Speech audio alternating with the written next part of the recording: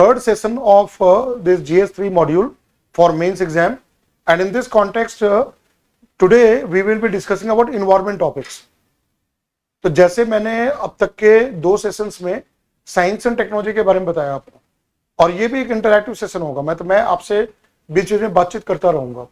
तो मेरा मकसद यही है कि साइंस टेक और एनवायरनमेंट जैसे डायनेमिक एरियाज में एक आपको अप्रोच मिले कि मेंस का आंसर राइटिंग कैसे होना चाहिए, किस तरह के क्वेश्चंस आ रहे हैं, उसको कैसे अप्रोच करना है ना, एक सिलेबस को कैसे समझना है, उसमें करंट एस्पेक्ट कहां से आता है।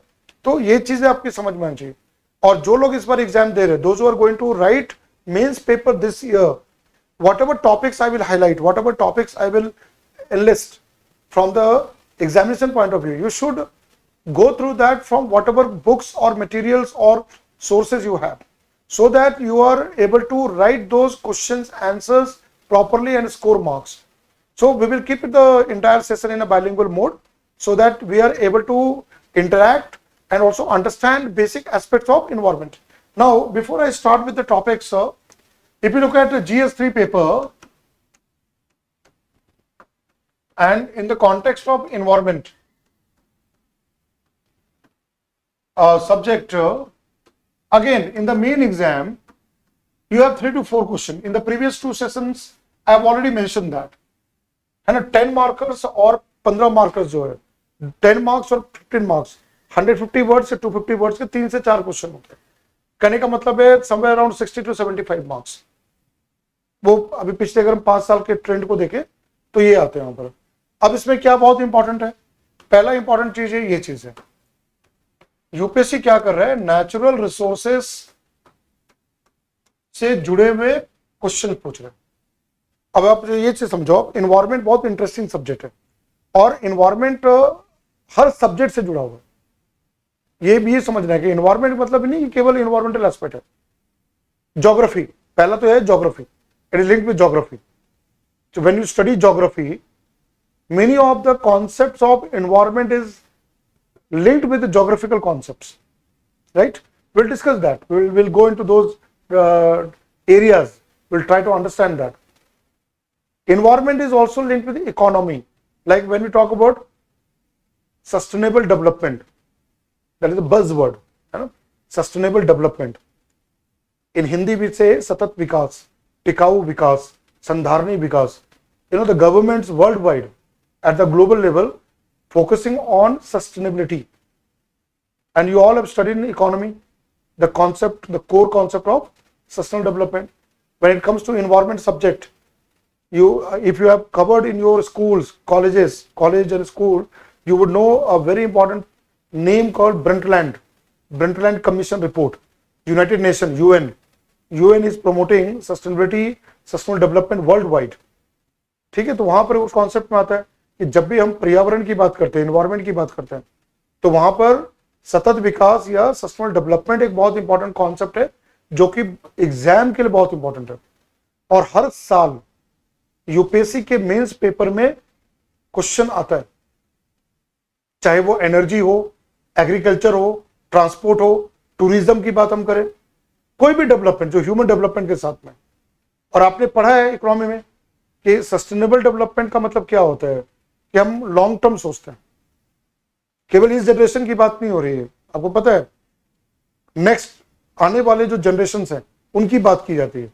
और सबसे इंपॉर्टेंट पार्ट क्या होता है सस्टेनेबल डेवलपमेंट में, resources, natural resources, whether it is a soil or water or mineral, whatever resources man, human consume is based on that.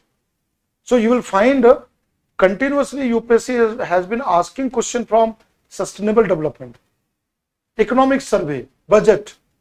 There's a separate, economic survey, there's a separate chapter on economic survey on sustainable development.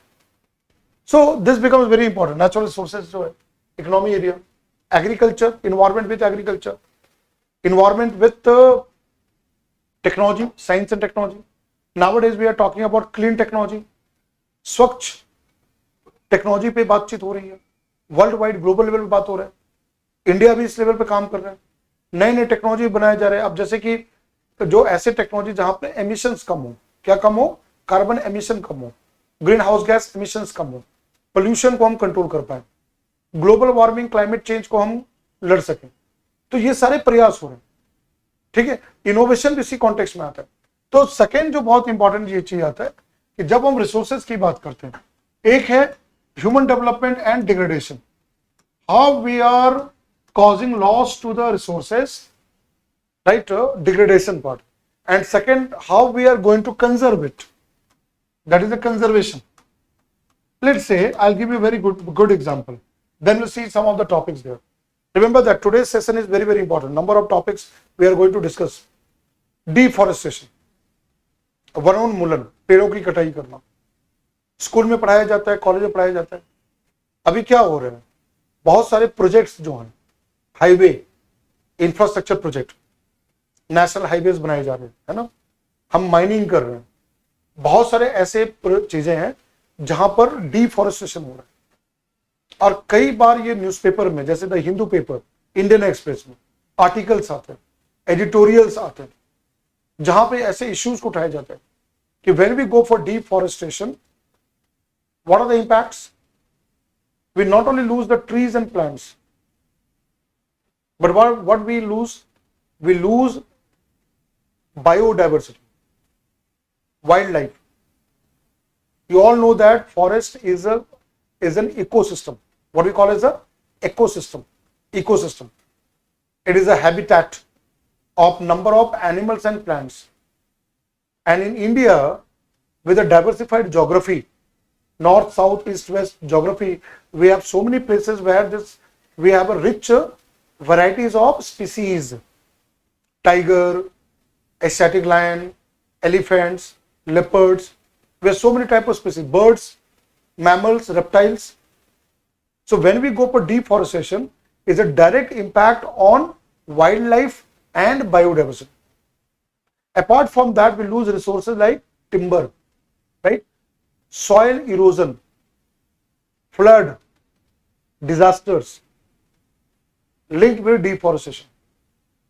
Trees and plants absorb carbon dioxide gas, right? CO2 gas. And you all know photosynthesis, carbon capture, capturing carbon dioxide gas, which is a greenhouse gas. And in photosynthesis, trees and plants convert into glucose, carbohydrate. What is called carbon stock. What is the word here? Carbon stock. So I've just given here example. So if we are losing a very important resource, forest, that is called degradation.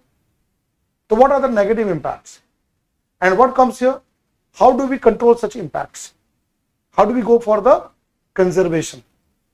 That is the second thing comes. Second part of the syllabus which is linked here, that is the pollution. Different types of pollution. लेकिन अभी UPSC का क्या pattern हो रहा है? UPSC ऐसे pollution question mains exam में पूछते हैं जो कि आपको पता है, आप अखबारों में पढ़ते हैं, न्यूज में पढ़ते हैं, चैनल में आता है, लेकिन आजकल नए एरियाज में भी क्वेश्चंस आ रहे हैं। अब जैसे फॉर एग्जांपल रिवर पोल्यूशन, है, नदियों का प्रदूषण, वाटर पोल्यूशन बहुत बड़ा मुद्दा है। मैंने पिछले सेशन में ही बताया कि water problem is happening, deep problem there, ठीक है। अब जैसे कि बैंगलोर, मैं एग्जांपल देता हूँ, Bengaluru urban area, metro city, Delhi, Chennai, Bengaluru, Hyderabad, Mumbai, Kolkata, all these are big urban areas. What is happening to such kind of areas? Lakes are drying up. Lakes, झीलें जो है ना, जो वहां पर लेक वाटर बॉडीज हैं, क्या हो रहा है? प्रदूषित हो रहा है, पोल्यूशन हो रहा है, लॉस हो रहा है। तो हम केवल नदियों को नहीं, हम झीलों को भी नहीं छोड़ रहे।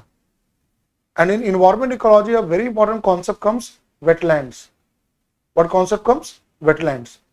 और यूपीएससी लगातार वेटलैंड पे क्वेश्चन प्री में भी पूछते हैं और मेन से पूछते हैं। अभी मैं डिस्कस करूंगा, अभी जो इस बार के एग्जाम के लिए बहुत इंपॉर्टेंट, और मैंने पिछले बार भी बताया कि ये टॉपिक्स केवल इस बार के एग्जाम का नहीं, 2026 के लिए भी इंपॉर्टेंट है। तो जैसे वेटलैंड्स है, बैंगलोर में एक बहुत इंपॉर्टेंट लेक है, उसका नाम है बेलांडूर लेक। मैं अभी दिखाऊंगा आपको फोटोग्राफ वगैरह। बेलांडूर लेक, झाग पता है ना, frothing, what is something called froth on the lake. nearby area, roads, those froth comes. Yamuna. Yamuna. Yamuna looks like a river only during this time, monsoon time, rainy season. Yamuna looks like a river in Delhi. ITO, ITO and part of that. Other seasons, Yamuna looks like a nala, drain. So Wazirabad and that area, if you go to Kashmiri Gate and those Yamuna Bank, है ना, अभी यमुना को लेके बहुत ज्यादा सियासत politics election में बहुत चला था, है ना, यमुना को साफ करना, राइट। और एक और बहुत बड़ा है, राम तेरी गंगा मैली हो गई, पापियों के पाप धोते धोते, ठीक है। गंगा, गंगा मैया, हर हर गंगे, ठीक है। ये जो मैंने भी लाइन बोला है एक फिल्म की गाना है, पता है ना, पुरानी फिल्म है,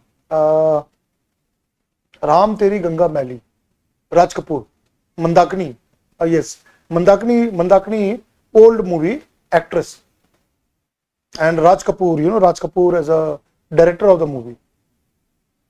उस फिल्म का गाना ही यही है, ठीक है।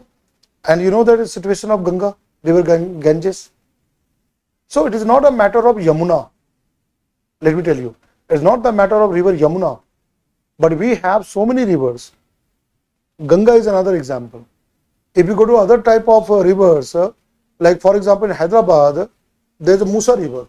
That Musa river is also polluted. Musi or Musa river, polluted. Right? Krishna, Godavari, Kaveri. There are many rivers across the country. Right? So the matter is not that only river Ganga being a part of it, but Ganga being a lifeline, right? River Ganga is a lifeline. That's why UPSC has been asking question, and you know that central government program Namami Gange, National Mission to Clean Ganga, is one of the focus area. तो मेरा कहने का मतलब ये है कि जब आप प्रदूषण की बात करते हो, पोल्यूशन की बात करते हो, आपका एक ब्रॉड पर्सपेक्टिव होना चाहिए, नैरो नहीं होना चाहिए। ये नहीं कि केवल एयर पोल्यूशन और वाटर पोल्यूशन। अब आजकल क्या आ रहा है, land degradation, desertification, land pollution, उसके बेस क्वेश्चन आ रहे हैं। अभी लेक्स एंड रिवर्स के बारे में बताया, और नए एरियाज क्या इमर्ज हो रहे हैं आपको पता है, nuclear hazard, nuclear pollution. Then you are also aware of the word, another word you know that, light, this bright light pollution, है ना। और इसके अलावा क्या है, मानव के क्रियाकलाप, मानव के एक्टिविटी से क्या हो रहा है, ह्यूमन एक्टिविटी से हम क्या जनरेट कर रहे हैं, garbage, we are generating what, garbage, solid waste, है ना, डंप कर रहे हैं ना, dump yard, garbage dump yard कर रहे हैं ना, है ना। सॉलिड वेस्ट जो हमारे घरों से निकलता है, ऑफिसेस, हर जगह से जनरेट होता है। Electronic waste, mobile phone, e waste, TV, AC, refrigerator, computer, laptop, again you all know that.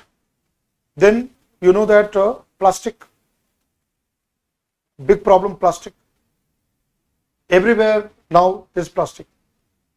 It's not the matter of polythene bag. सवाल यहां पर केवल सिंगल यूज प्लास्टिक की बात नहीं है, प्लास्टिक जो थैला जो हम उसकी बात नहीं है बैन। आज इतने सारे प्रोडक्ट्स हैं जहां प्लास्टिक किसी न किसी फॉर्म में, है ना, जहां पर रैपर हो सकता है, कोई भी ऑब्जेक्ट है जो उसको क्या है, plastic is a polymer, is a chemical polymer, right, polyethylene, polystyrene. तो बहुत सारे टाइप के प्लास्टिक्स होते हैं।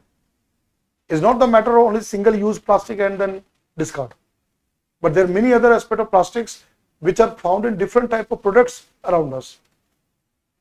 So what about the plastic pollution? और यही प्लास्टिक कहां पहुंच गया है, ओशियन में।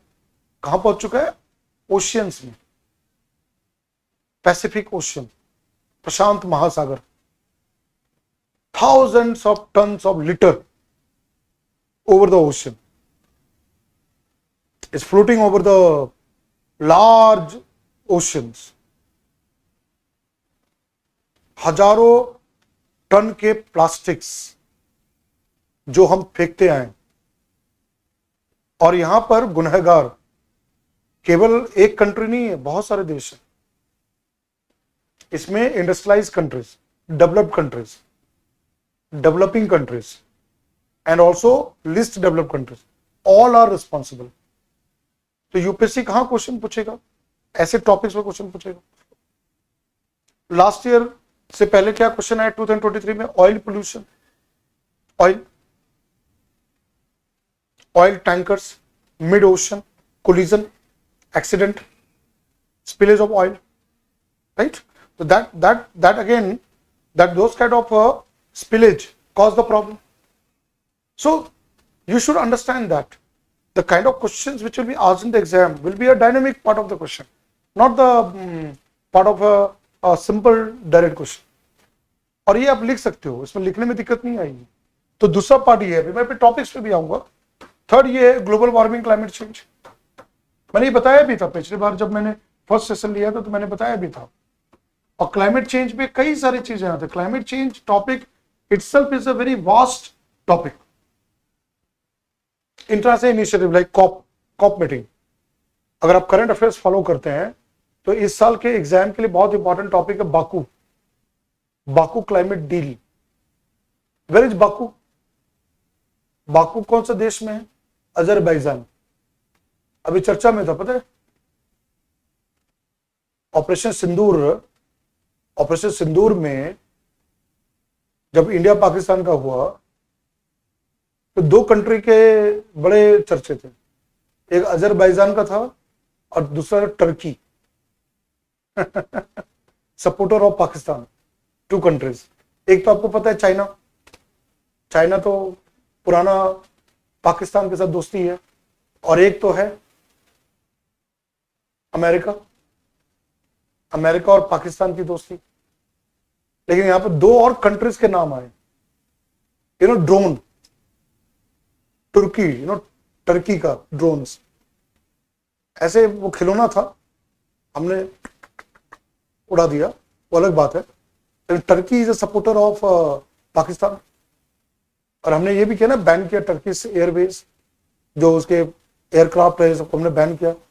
लेकिन अभी ये हो रहा है, अभी लंदन अहमदाबाद लंदन फ्लाइट में वहां भी टर्की का एंगल आ रहा है।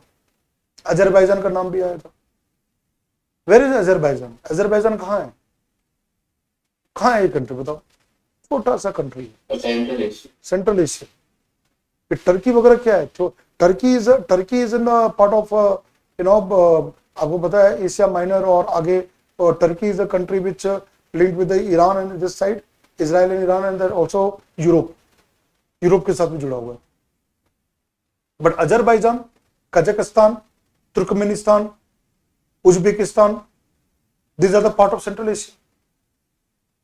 हाँ, but now coming back to the environment topic, Baku क्या हुआ था? COP, conference of parties 28, UN की कन्वेंशन है, यूएनएफसीसीसी बोलते हैं, United nation framework convention on climate change, जो कि हर साल मीटिंग होता है गवर्नमेंट्स का।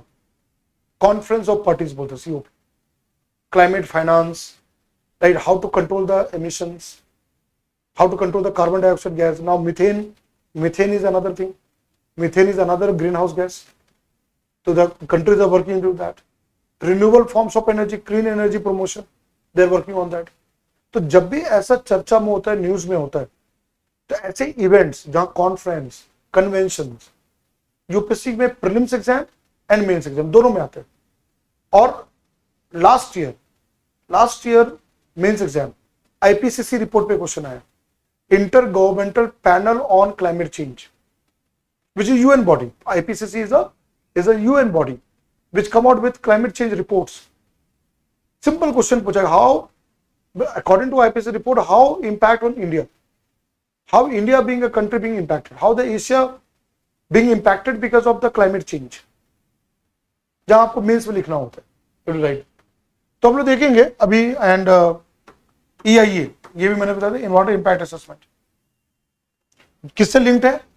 Clearance of the project. What is something called environmental clearance.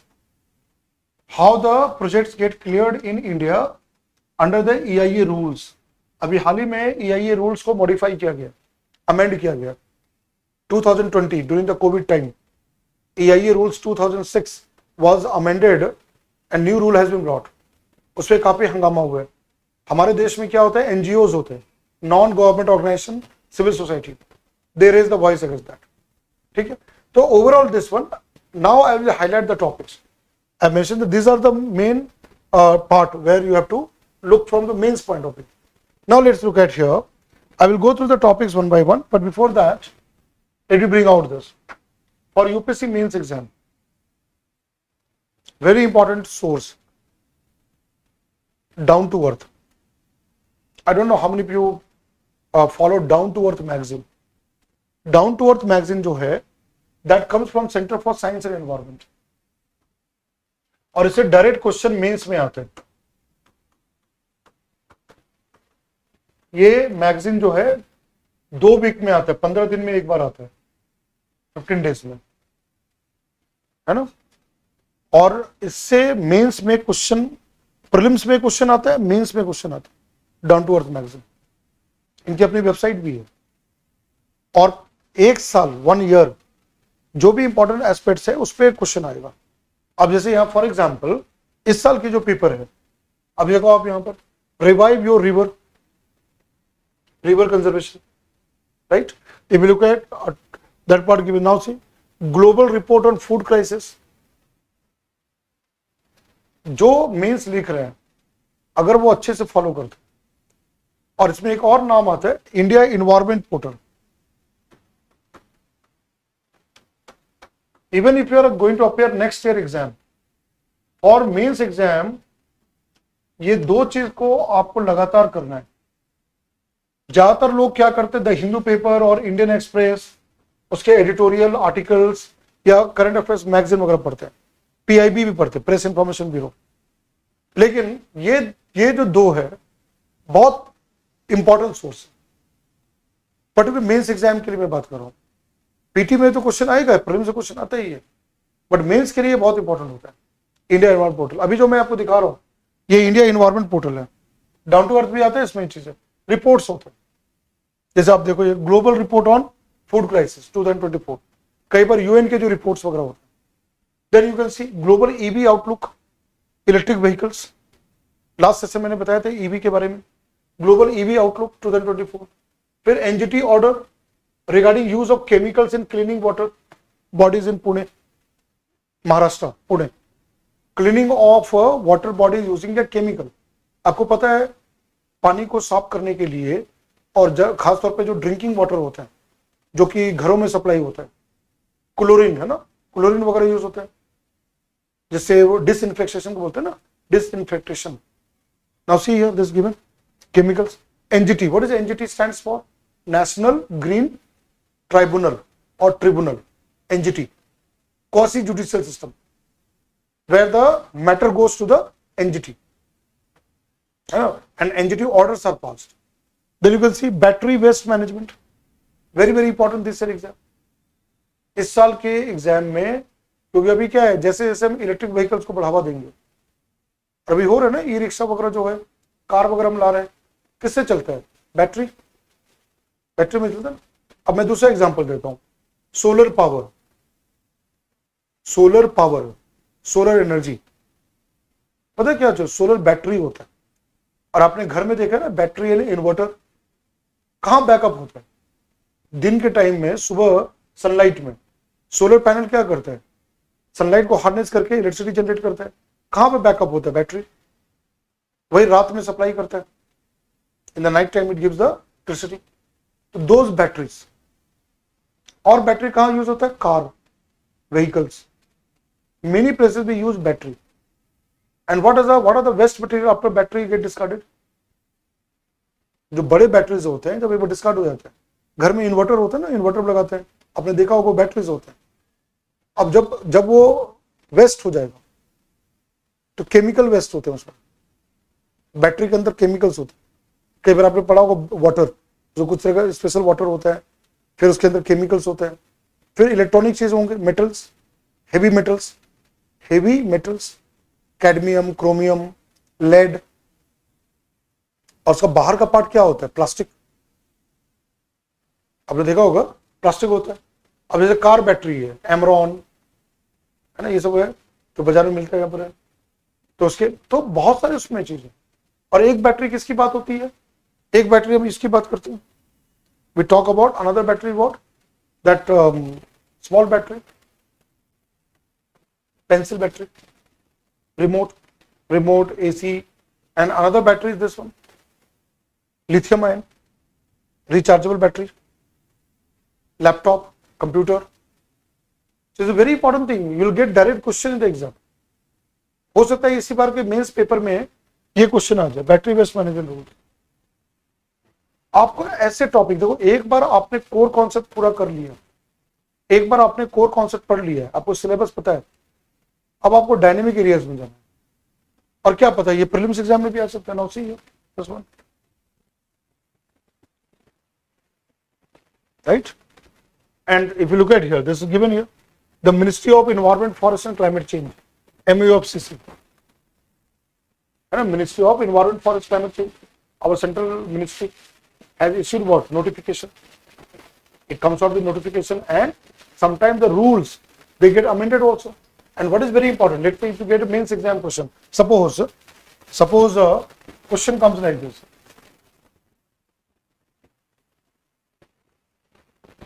discuss impacts of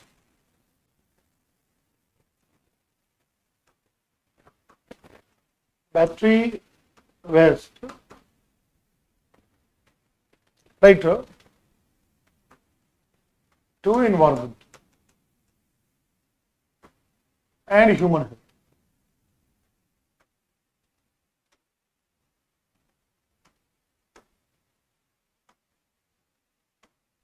ठीक है, suppose mains question, first part, discuss impacts of battery waste to environment and human health. Second part of the question, what are steps taken by the central government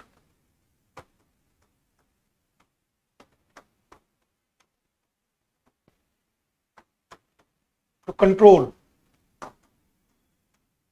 such impacts? Let's say you have to answer in 150 words. ये approach रखना बहुत जरूरी है जब आप mains की तैयारी कर रहे हो।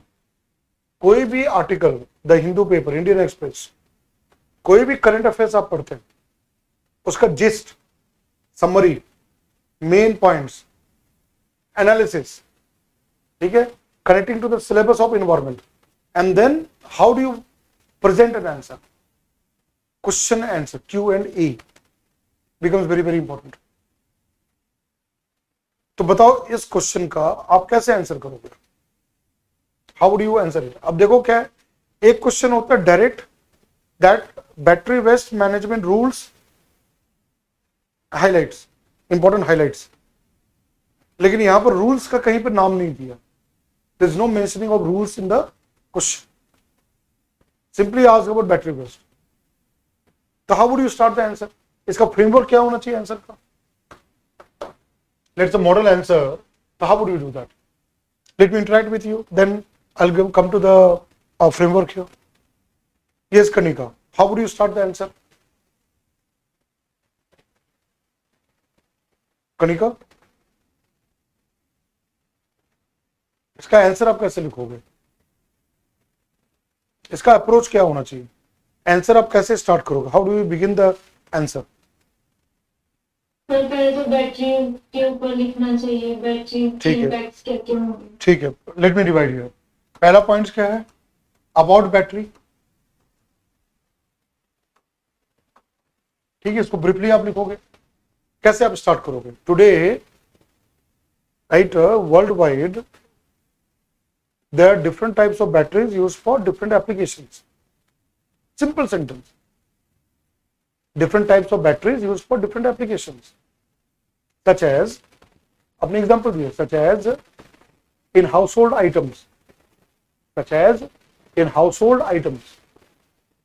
For example, remote control, watch, दीवार की जो घड़ी होती है, there, even normal watch also has a small battery. Battery अलग तरह के होते हैं हाउसहोल्ड आइटम्स में. Then what you write? Electronic items, computers, laptop, mobile phone. You give examples. Vehicles, cars, now buses, electric बस.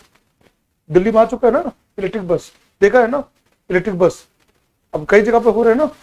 पहले क्या था? पेट्रोल डीजल, फिर सीएनजी, अब क्या आ गया? Electric bus. और फ्यूचर में क्या आने वाला है? हाइड्रोजन. हाइड्रोजन याद रखना है, ग्रीन हाइड्रोजन और हाइड्रोजन भी जो है वो भी कहीं ना कहीं बैटरी से जुड़ा हुआ है. Hydrogen plus oxygen to form water, वो सिस्टम क्या होगा? बैटरी होगा. राइट? तो आपको एग्जाम्पल बताना है. फिर energy harnessing, harvesting system like solar power and all, they use battery. ठीक है, तो गिव एग्जाम्पल है. तो first you are writing about, अब आप यहां पर कुछ केमिस्ट्री नहीं लिख रहे हो, you are not writing chemistry है, you are writing that there different types of batteries which are used worldwide and there examples. That is your starting sentence, your paragraph. Your paragraph introduction, your introduction will start from there. समझ में आ रहा है? आप introduction की शुरुआत करोगे ऐसे कि आज कई तरह के बैटरी का हम उपयोग करते हैं, जो अलग अलग उसके उदाहरण है ना सब जगह के, जहां पे आपने कुछ अच्छे एग्जांपल्स दे दिए. ठीक है, फिर आता है नेक्स्ट कि ये जो बैटरी है कि जो नेगेटिव इंपैक्ट्स. अब आप मेन क्वेश्चन पे आ रहे हो. क्या अबाउट बैटरी आपने लिखा, इंडिया में बैटरी वगैरह जो होता है वहां पर चीजें. अब दूसरा पार्ट क्या आएगा?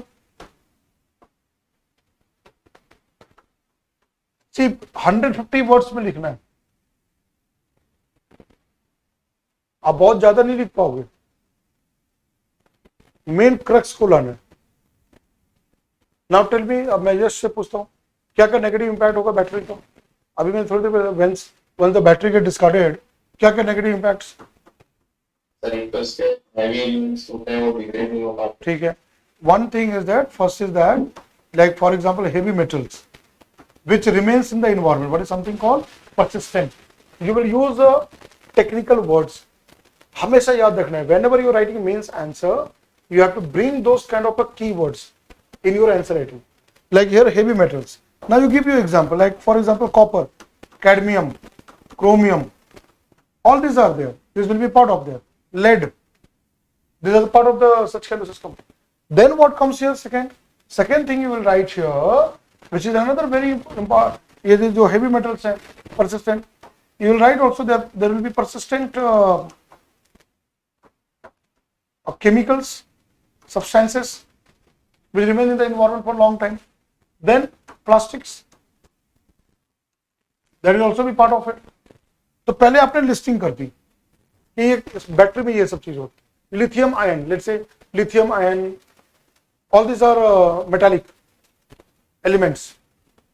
So first you list it out, then comes the impact. What will happen there? These heavy metals, now you have to use your knowledge here. ठीक है? Chemicals, non-biodegradable, which cannot be degraded soon. तो यहां पर जो आता है ये चीज है, पहला वर्ड आता है ये चीज है कि that like plastic or chemicals which will not be degraded easily in the environment. What is environment? Soil, water. So non-direct and persistent in nature.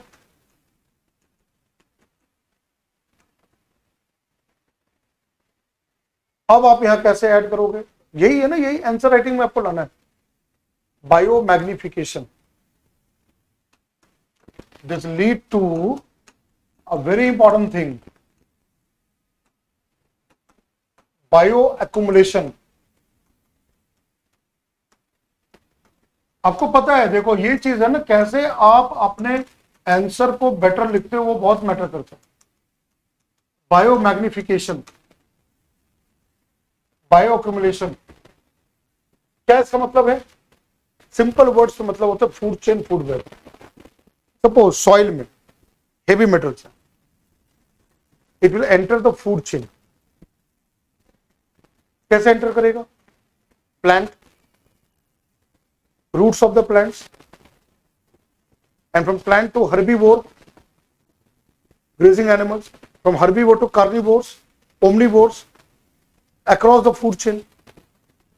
ये पढ़ा है ना word bio concentration.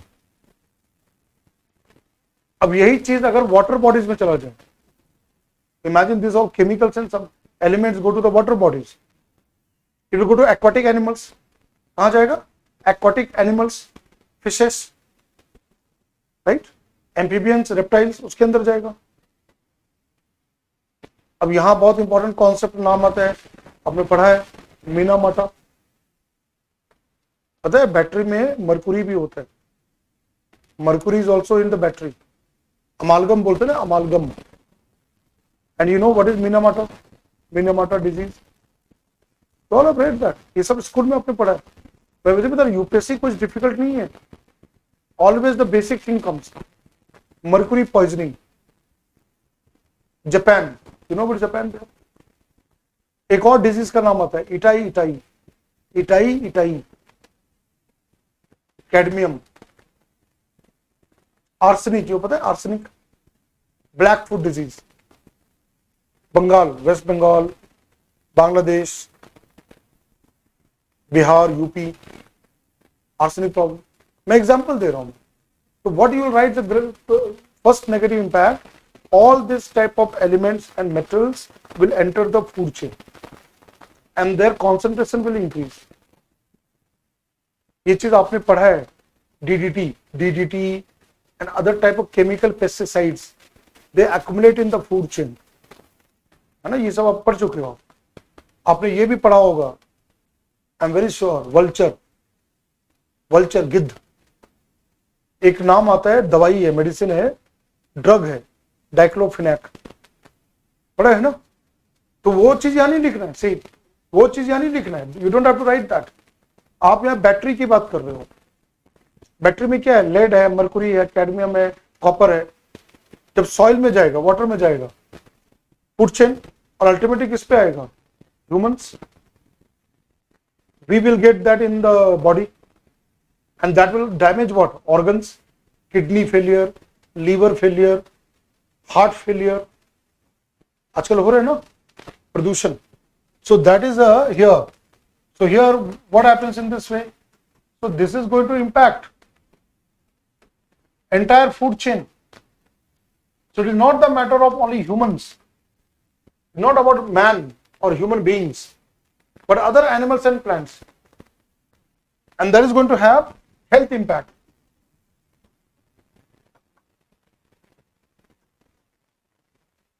Severe health impacts. And there you can give example, Minamata disease and all this example you can quote. Okay? Pollution of water bodies. One thing is this one. Second is what?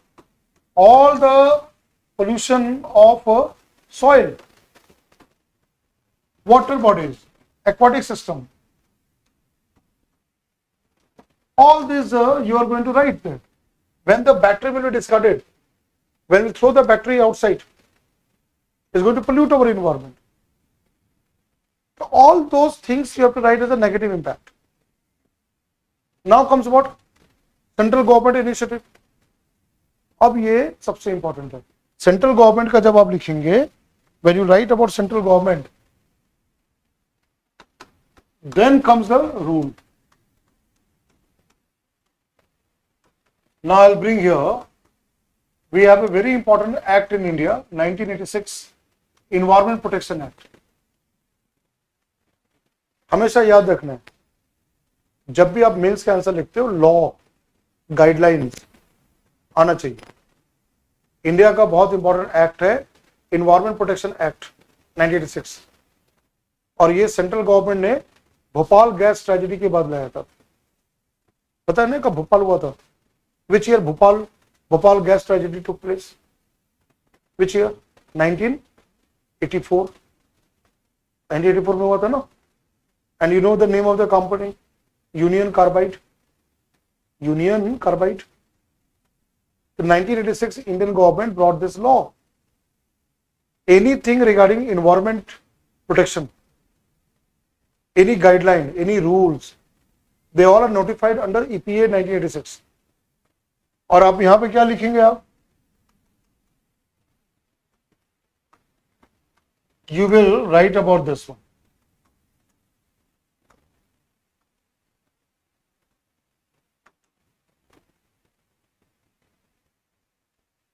Central government has notified under Environment Protection Act, that is a battery waste management rules. Right? Battery waste management rules that has been notified to control those kind of use of battery and the part of it. अब यहां बहुत important क्या है, जो सबसे important मैं हमेशा बोलता हूं, आपको की पॉइंट्स अबाउट द रूल्स पता होना चाहिए, क्योंकि आप केवल रूल लिख के नहीं काम चलेगा ना, उसके बारे में भी बताना होगा। If you tell something about that rules, तो यहां पर क्या चीज आएगा यहाँ पर? तो जब आप यहां बात करते हो, पहला ये चीज है, what is it? Triple R. पता है आप लोगों को what is triple R? Reduce, reuse, recycle. कोई भी वेस्ट आप हमेशा याद रखना है, ये सेट फॉर्मूला है। जब भी आप आंसर राइटिंग करते हो, ये सेट फॉर्मूला है। ये 3R principle will come, 3R principle will be there, reduce, reuse, recycle. अब मैं जो पॉइंट लिखने जा रहा हूं, ये जो चीज है, हर ऐसे रूल्स का सबसे की पार्ट ये होता है रिसाइकल करना। जैसे मान लो जो बैटरी है जो हम फेंक देते हैं, उसका क्या होता है? रिसाइकलिंग। ठीक है। अब जो मैं पॉइंट बताने जा रहा हूं, कोई भी प्रोडक्ट का एक लाइफ साइकिल होता है। Any product what we buy and use have a particular life cycle. अब यहां पर जो गवर्नमेंट करना चाह रही है, जब हम बैटरी की बात करते हैं तो पहला क्या होता है? मैन्युफैक्चरर। बैटरी तो बनाते हैं ना, कोई ना कोई कंपनी तो बनाती होगी, फैक्ट्री में बनता होगा, मैन्युफैक्चरर। फिर क्या होता है? Consumer. We as a consumer we use in different type of products battery, right? And after the life of the battery, we discard it, we dispose it, and they are collected, something called collection. What is in there? Collection. It is collected by municipality, urban local bodies, and then they are segregated. Different type of waste, biodegradable, non-biodegradable, all those hazardous, they are segregated. And battery comes where? Hazardous waste, हानिकारक, right? And then recycle. And then disposal and treatment. अगर जो चीज recycle नहीं हो सकता है, हम क्या करते हैं? उसको डिस्पोज करते हैं। Either we bury under the earth और वी बर्न इट, इंसिनरेशन और landfill, whatever government think the better way to do it. तो यहां पर ये चीज है। Next thing comes this one, classification, hazardous and non hazardous. उसके जो पार्ट्स होते, फिर यहां पर आता है, बहुत इंपॉर्टेंट है, पहली बार first time by the government brought a very important concept, and first time it was introduced in electronic waste, what is something called EPR. Now this principle of EPR is now been applicable to plastic waste, now it is applicable to hazardous waste, now it is also applicable to battery waste. What is the full form of EPR? EPR stands for Extended Producers Responsibility. अब मुझे बताओ कोई भी, क्या इसका मतलब होता है? ये पहली बार इलेक्ट्रॉनिक वेस्ट में लाया गया। अब सरकार ने प्लास्टिक वेस्ट में बैटरी जो वेस्ट हम लोग डिस्कस कर रहे हैं वहां भी लाया गया। यस हिमानी बताओ क्या होता है ईपीआर, व्हाट इज ईपीआर? ये जो प्रोड्यूसर है वही उसको रिसाइकल करने Right. Those who are manufacturer of that particular waste material, they have to mandatory or compulsory have to collect back and recycle it. So what is here? This is the very key point, mandatory collection of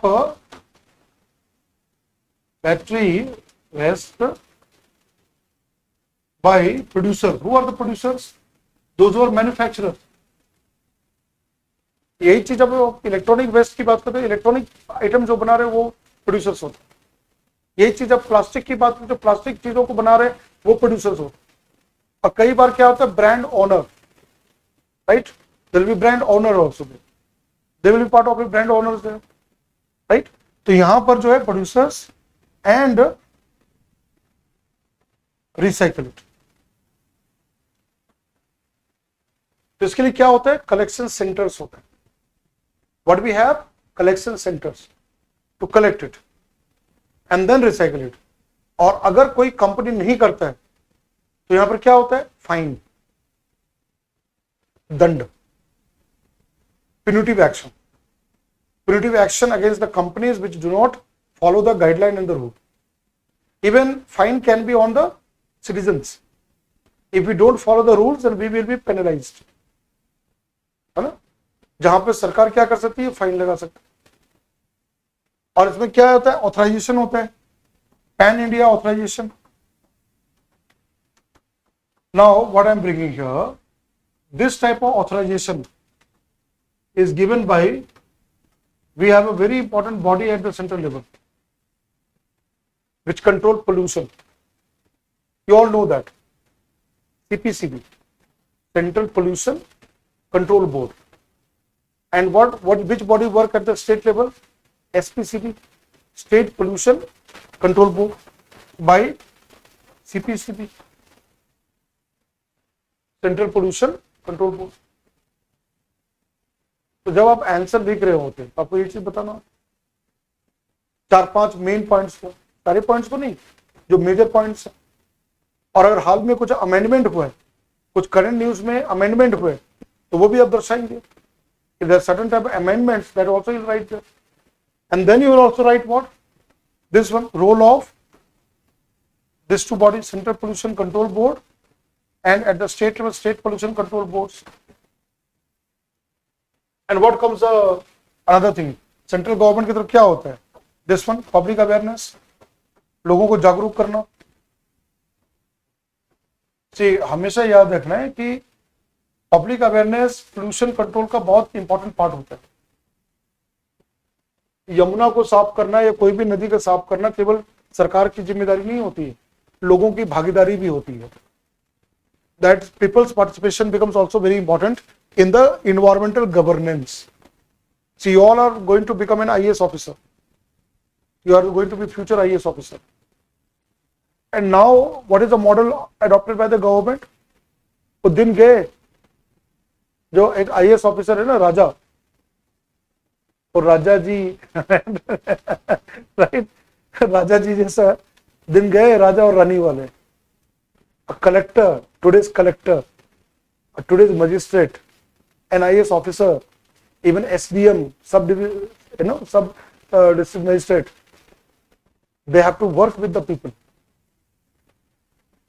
लोगों के साथ काम करना पड़ता है। And now our governance is participatory approach, right? तो अगर जब हम environmental governance की बात कर रहे हैं, controlling pollution from battery, जन जागरूकता, people awareness become very important. Who will be returning it back?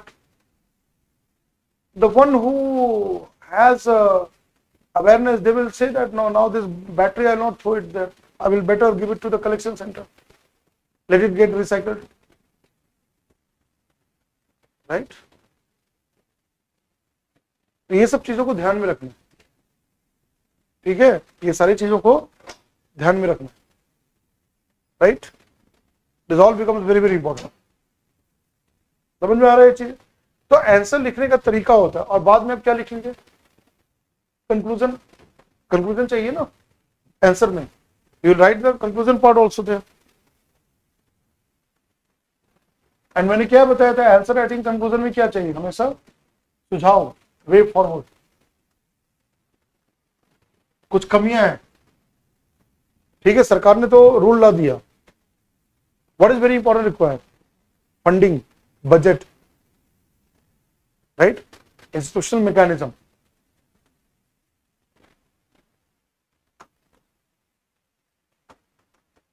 क्या क्या इसके लिए इंस्टीट्यूशन होंगे जो काम करेंगे?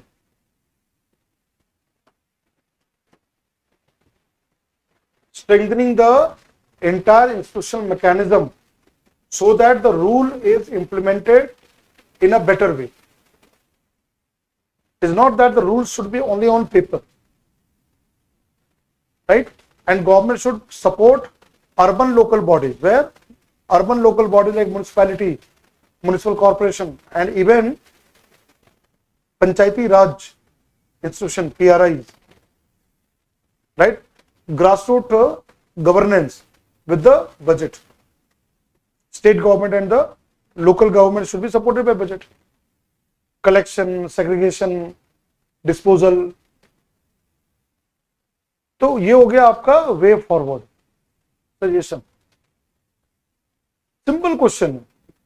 अब आप देखो, जब when you are going back to this one, ये है ना, अब आपको यहां से की पॉइंट्स मिलते हैं। क्या लिखा हुआ देखो आप, अब इसका अमेंडमेंट हुआ है। The ministry of environment forest climate change battery waste management rules 2024, amend the battery waste management rules 2022। कब लाया गया? पहली बार 2022 में, 24 में इसको अमेंड किया गया। क्या लिखा है? रूल 10 फैक्ट्स, जिनको रूल याद होगा, है ना। Rule 10 states provision of certificate of waste management, देखो क्या है ना, provision of certificate of waste battery just given here, substituted to state, namely CPCB। देखो, Central Pollution Control Board shall fix the highest and the lowest price for, अब देखो word है ना, क्या लिखा हुआ है? Extended producer responsibility. अभी बताया ना, तो जब तक आपको सिलेबस नहीं पता होगा, जब तक वो कॉन्सेप्ट नहीं पता होगा, तो आप ये समझ नहीं पाओगे। करंट अफेयर्स कब समझ में आता है? जब आपको बेसिक चीजें पता हो। कौन देता है ईपीआर? ईपीआर किसको करना है? जो कंपनीज बैटरी बना रहे हैं उनके लिए क्या है? कंपलसरी है कि उनको जब बैटरी खराब हो जाए उसको कलेक्ट करना है और रिसाइकल करना है।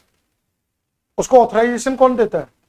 CPCB, central pollution control board. तो क्या देगा? सर्टिफिकेट। यही है ना।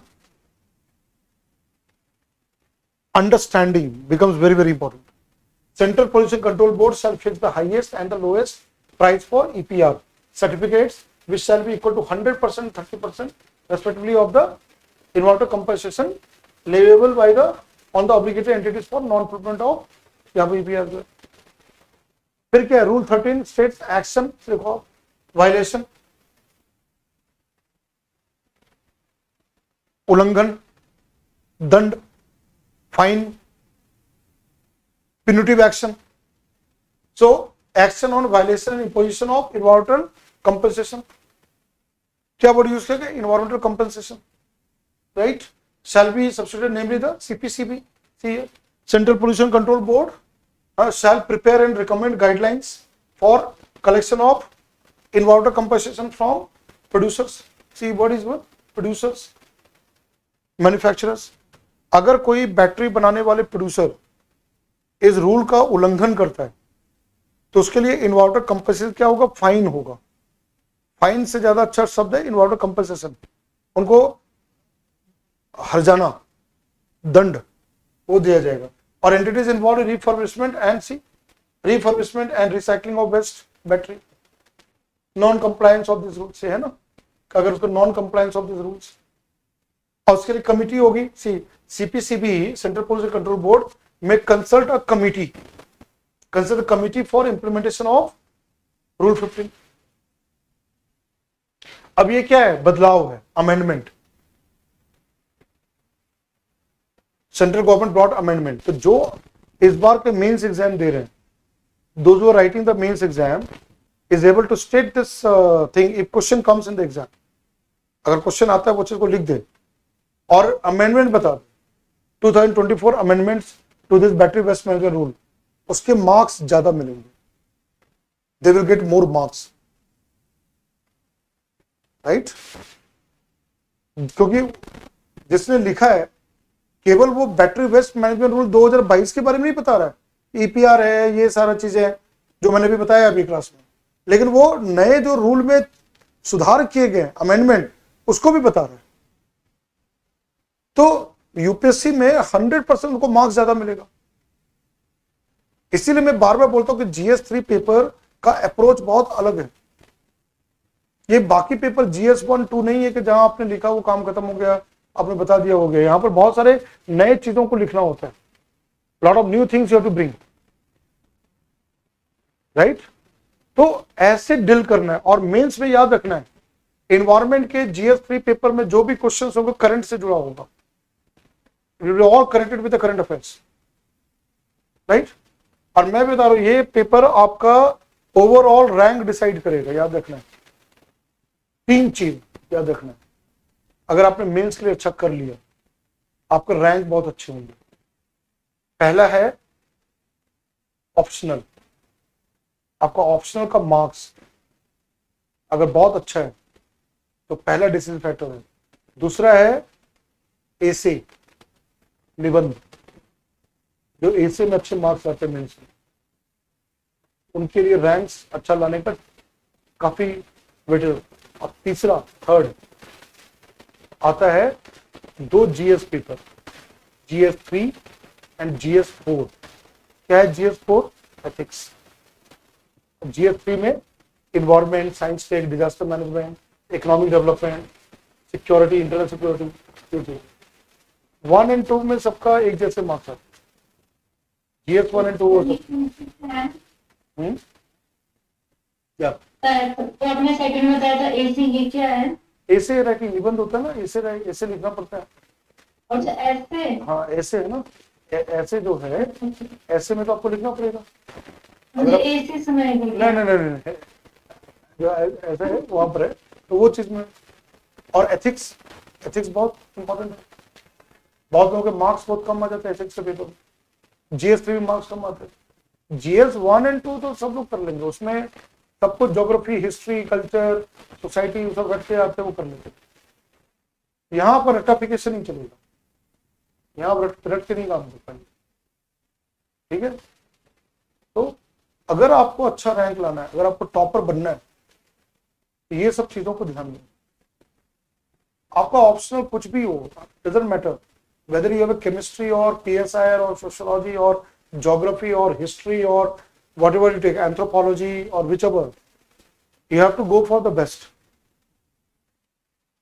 right? अभी से इस पे ध्यान रखना। GS 3 लोग जनरली लास्ट में करते हैं। अभी इस बार जो मेंस एग्जाम होगा, तो people are doing at the last moment, neglect करते हैं। और यही आप लोग भी करोगे, तो आप लोग भी इसको नेग्लेक्ट करते चलोगे टिल द लास्ट मोमेंट, तब तक बहुत लेट हो जाता है। By that time it is very late. आपको अभी से इस पेपर को ध्यान में रखना होगा, balanced approach, to maintain the balance right now. तो न्यूज़पेपर में कोई भी इन्वायरमेंट आर्टिकल्स आते हैं, पढ़ो आप। और ये जो वेबसाइट मैं बता रहा हूं, don't miss it out. This is a very very important website, down to earth magazine, ठीक है, and India environment portal. Now let me go to the next one here. So this articles मैंने भी क्या select किया, ये चीज। This is a very important article where question will come in this year exam, right. Then you can see here, let's go there now. See child well-being is an unpredictable world. See what is given. UN, about 282 million people faced with acute hunger last year. UN led report. You know, sometimes reports, committees, their findings, government initiatives, all this become part of the question.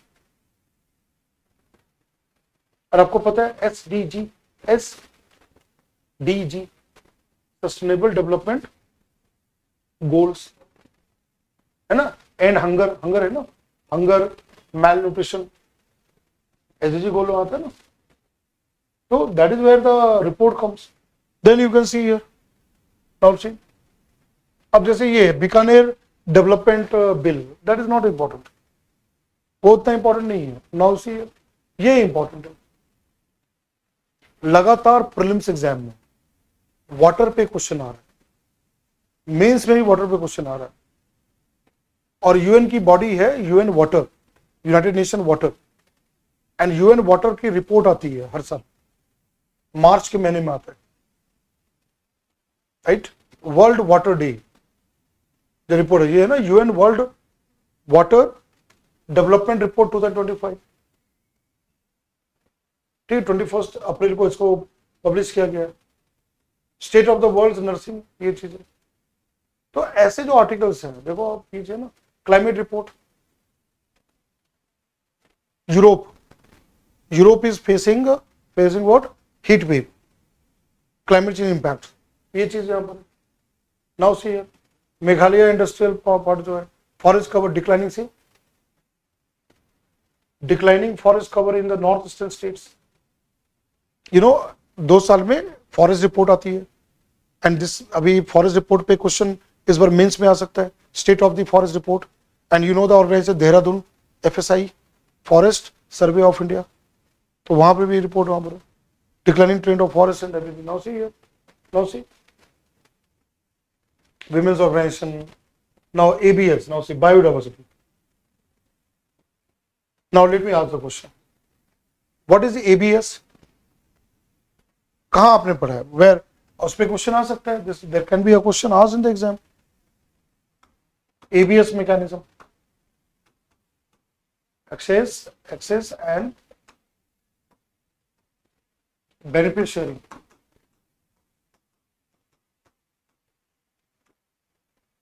किस context में पढ़ाया आप, जब आप environment ecology की बात करते हो कहां पर ये एबीएस आता है? Anybody in the class can tell me that, कहां पर पढ़ते हो इसके बारे में, कहां पर आपको पढ़ने को मिलता है? Yes, tell me. रवि बताओ, किस कॉन्टेक्स्ट में आपने access and benefit sharing mechanism, ABS mechanism, environment subject में पढ़ा है? Where you have read in the environment subject, जहां आपने पढ़ रखा है इसके बारे में. कणिका बताओ, ये बहुत इंपॉर्टेंट कॉन्सेप्ट है. हाँ, जेनेटिक्स. मैंने इसलिए सिलेबस हमेशा ध्यान में रखना है. मेंस एग्जाम में कोई भी सब्जेक्ट हो, you have to be always thorough with the syllabus. Let me bring here, there is a very important convention, treaty है, CBD is a UN convention on biological diversity, biodiversity. It was brought in 1992, Brazil, Rio conference, Rio de Janeiro, Brazil, when the conference on environment and development was held, Rio conference. और इसको कहते हैं Agenda 21, what we call it, sir? Agenda 21, sustainable development, biodiversity. What is biodiversity? Flora and fauna, plants, animals, living organisms. तो इसी के context में एक protocol आता है, एक प्रोटोकॉल जो कनिका जो बोल रही है जेनेटिक रिसोर्सेज का, उसको बोलते हैं कार्टाजेना प्रोटोकॉल. कार्टाजेना ये डील करता है GM, genetic modified organisms, plants and animals. ठीक है, वहां वर्ड यूज होता है LMO, लिविंग मॉडिफाइड ऑर्गेनिज्म. और जो दूसरा आता है जहां ABS आता है, तो बोलते हैं Nagoya protocol. Nagoya, Japan. Where is Nagoya? Japan. Nagoya protocol किससे डील करता है? ABS, access and beneficiary. Concepts, आपको थ्योरी पार्ट पे जाना होगा। अब जैसे मान लो कि क्वेश्चन ऐसा आ जाए, सपोज इस बार के मेंस क्वेश्चन ऐसा आ जाए, what do you mean bye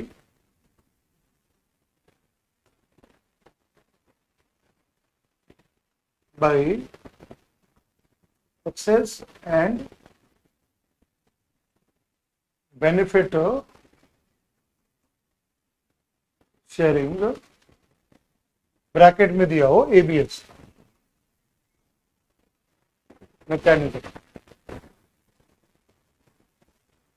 suppose ये क्वेश्चन आता है, और दूसरा पार्ट क्वेश्चन का, सेकेंड पार्ट क्वेश्चन ये है, illustrate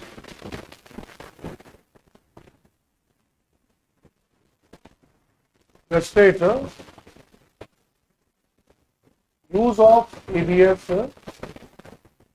mechanism with two examples in India. Question setter, question जो मेंस के लिए होता है वो किसी तरह से पूछ सकता है। दो उदाहरण भारत से, इंडिया से, एबीएस, राइट। एक क्वेश्चन ये आ सकता है, डायरेक्ट क्वेश्चन,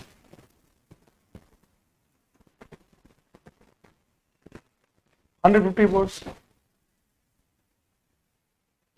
दूसरा क्वेश्चन क्या आ सकता है, एनालिटिकल, एनालिसिस क्वेश्चन ऐसा आ सकता है,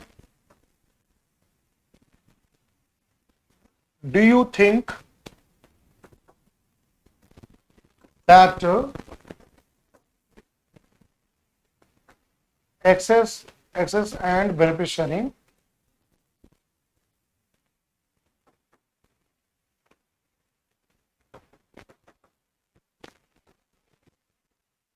mechanism has been properly implemented in India.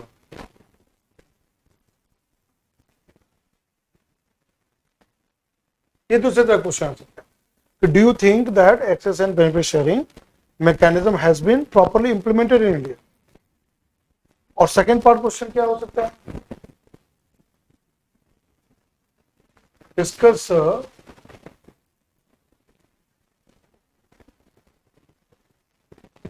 issues pertaining to the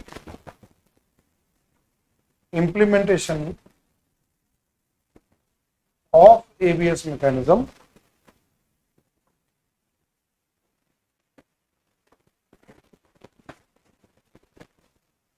ठीक है, discuss issues pertaining to the implementation of ABS mechanisms in India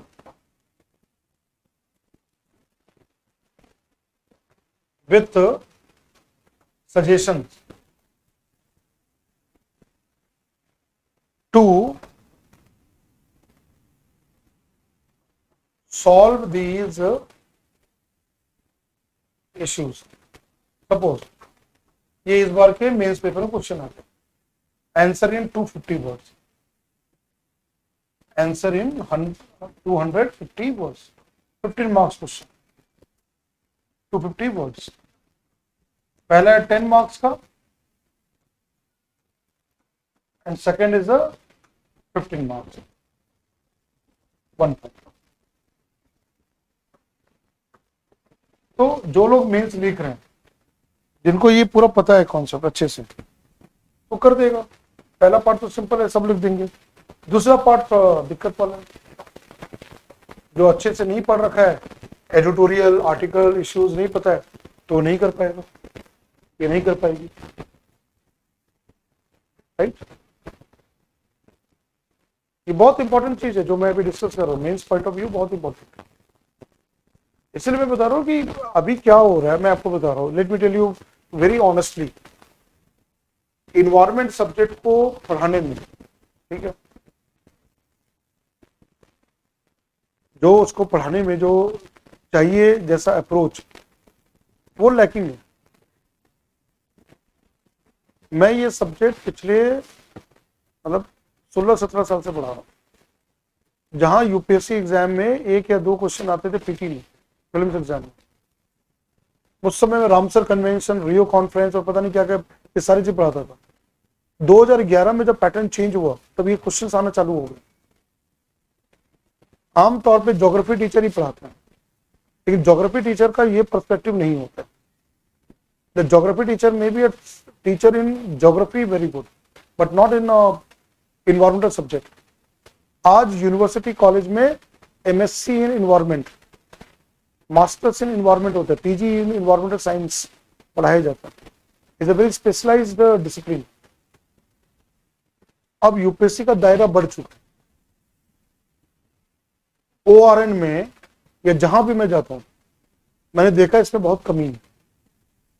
इस सब्जेक्ट को बहुत अच्छे ढंग से, इसी कारण क्या हो रहा है कि प्रीलिम्स एग्जाम में जो इन्वायरमेंट क्वेश्चंस आ रहे हैं, स्टूडेंट्स परेशान चल रहे, दे आर वरीड, कोई इन्वायरमेंट क्वेश्चन सॉल्व नहीं कर पा रहा।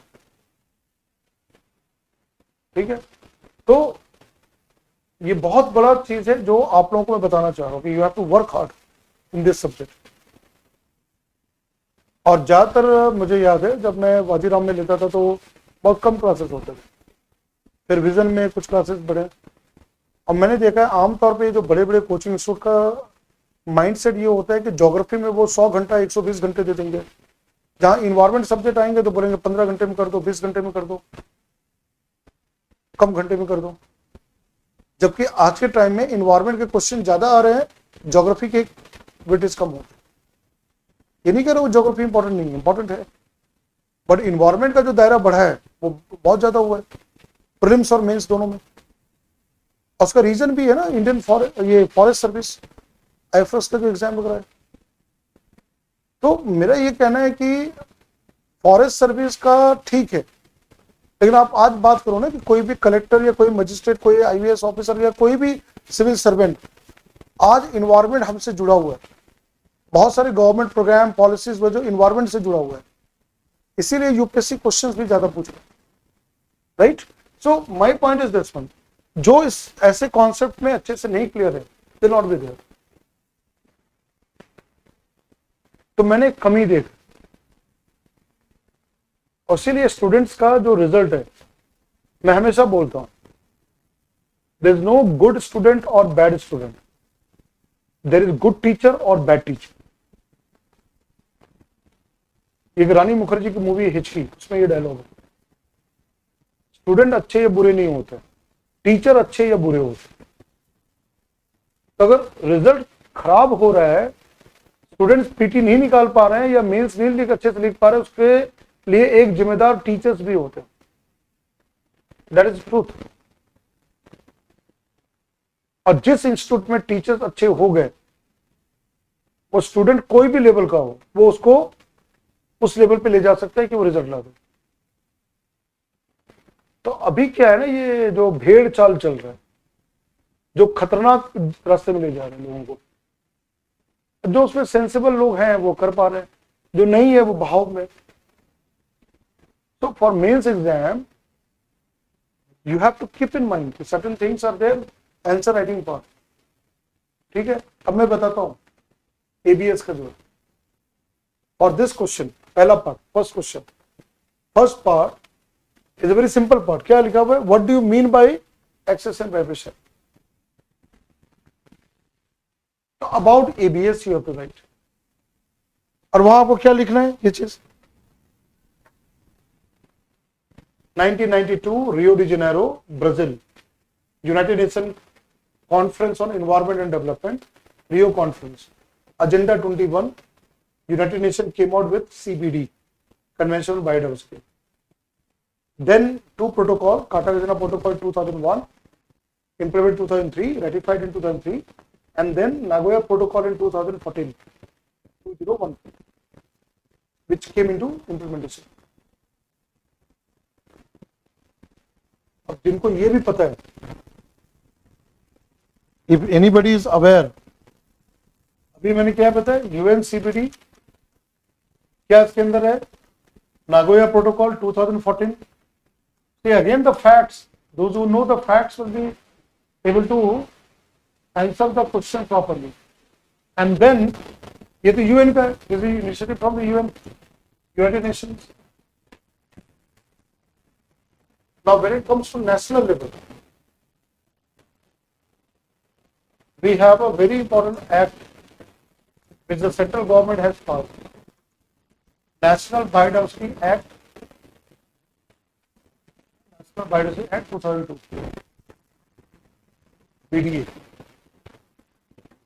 कोई भी इंटरनेशनल चीज होता है नेशनल लेवल पे domestic law to bring about that. Biodiversity act 2002, right. इसमें ये प्रोविजन है,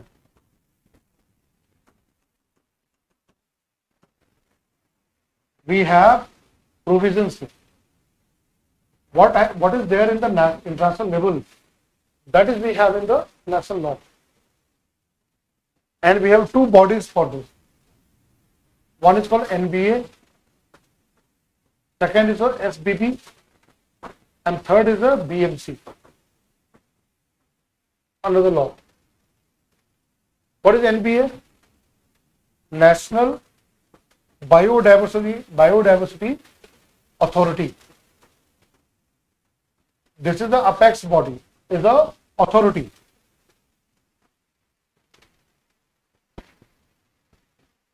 NBA. You know that when any body is formed under the law, we call it statutory body, formed under the act, NBA, central government. Every state in India, we have SBB. Like for example, when you say Uttar Pradesh, so UP SSB, SBB, Tamil Nadu SBB, right? Every state has got. Delhi, although Delhi is not a state, it is a union territory, but still Delhi has got Delhi SBB. What does SBB stands for? State Biodiversity Board. कौन इसके members होते हैं? Experts होते हैं. ऐसे authority और board के members उस फील्ड से आते, आईएएस ऑफिसर नहीं होते, they are experts from those areas. And what is BMC? Where? District level, जिला स्तर, right. BMC stands for Biodiversity Management Committee. Biodiversity Management Committee. There is a committee formed at the district level.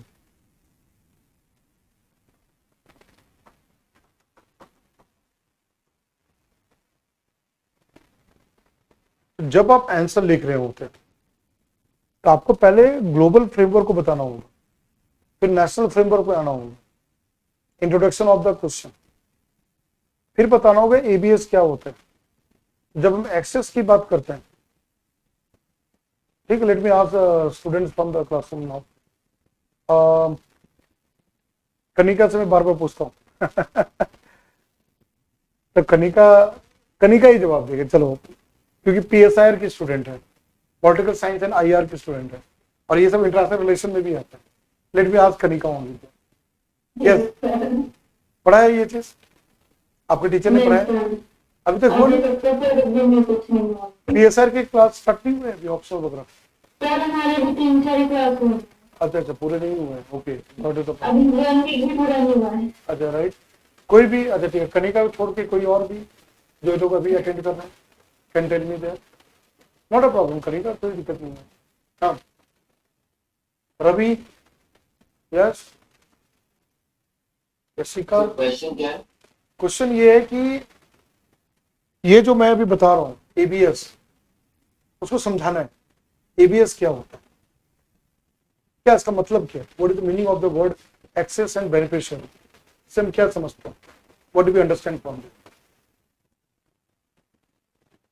जैसे ऐसा लग रहा है कि कुछ portal type का रहेगा, तो उसमें एक बैंक की कुछ रजिस्टर करेगी, वो दूसरा भी उसका यूज करके हाँ जैसे उसको आगे बढ़ा सकते हैं, ऐसा कुछ। Okay right. अच्छा हिमानी बोलना चाह रही है राइट। हिमानी टेल मी।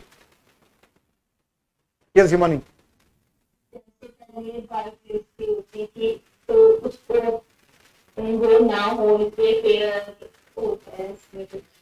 गुड। हिमानी करीब जा रही है। Himani is getting close to the concept. The concept of ABS, Himani is getting very close to it. Let me tell you that. ABS अब आपके आंसर में ABS के बारे में आएगा, मैं समझाता हूं। सपोज करो कोई बायो रिसोर्स है, बायोलॉजिकल रिसोर्स। अभी हिमानी ने एक वर्ड यूज किया बायो पायरेसी।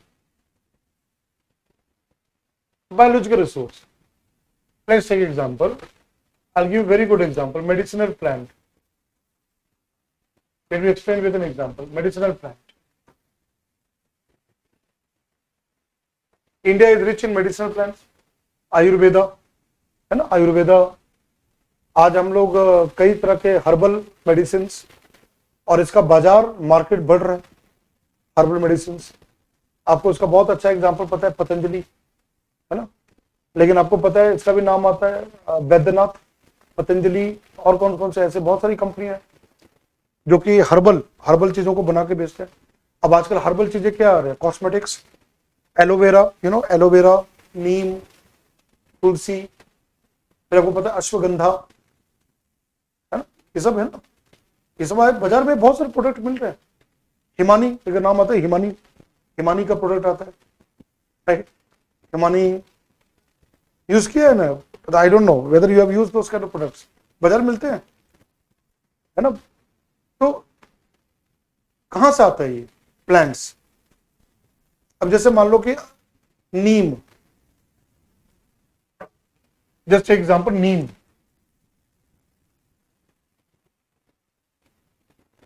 बताओ नीम से क्या क्या बनता है। हमारा ट्रेडिशनल नॉलेज, पारंपरिक ज्ञान, Indians have been using neem from thousands of years. हजारों सालों से हम नीम का उपयोग करते हैं। Azadirachta indica, the scientific name, botanical name is Azadirachta indica. तो मुझे बताओ नीम के क्या क्या यूज हैं, सबको पता है, बताओ क्या क्या यूज है। अभी मैं समझा रहा हूं, मैं कॉन्सेप्ट समझा रहा हूं। एबीएस कॉन्सेप्ट क्या है, you will understand it very well. हाँ बताओ नीम का यूज बताओ, नीम कहाँ का यूज करते हैं। एलर्जी में भी यूज होता है। एलर्जी में यूज है। एक तो ये होता है डाइजेशन। हाँ ये भी है ना।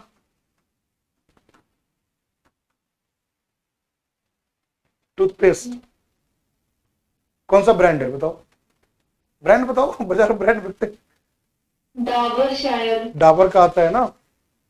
गांव में जाएंगे तो दातून, दातून पता है ना। जी सर। गांव में जो होता है नीम, क्या खास बात होता है, इंसेक्टिसाइडल। दांत स्ट्रॉन्ग होते हैं। होती है, इन्फ्लेमेशन नहीं होती है। इन्फ्लेमेशन नहीं होती है, कीटों को मार देता है, इंसेक्ट वर्म जो कीड़े वगैरह होते हैं, जर्म्स, जर्मीसाइडल तो बोलते हैं, जर्मीसाइडल जर्म्स।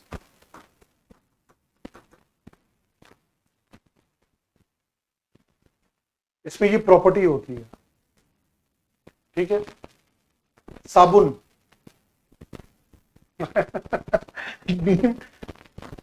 soap and detergent.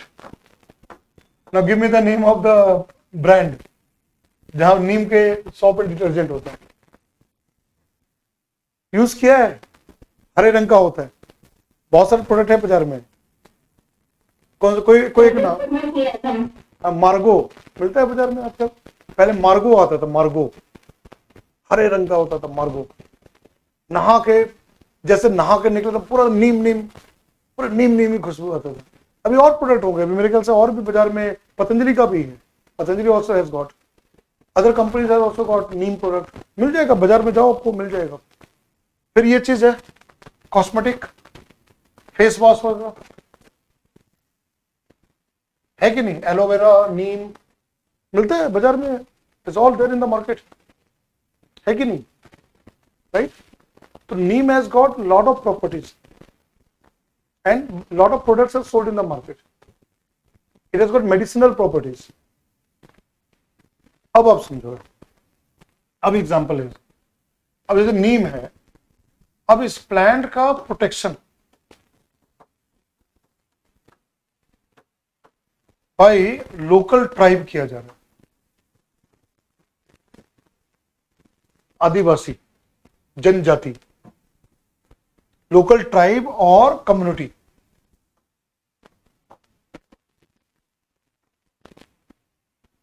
स्थानिक समुदाय जो है वो प्रोटेक्ट दिस नीम ट्रीज, पेड़ को नहीं काटते, they don't allow the cutting of trees, neem trees वगैरह, they protect the neem plant, neem trees there.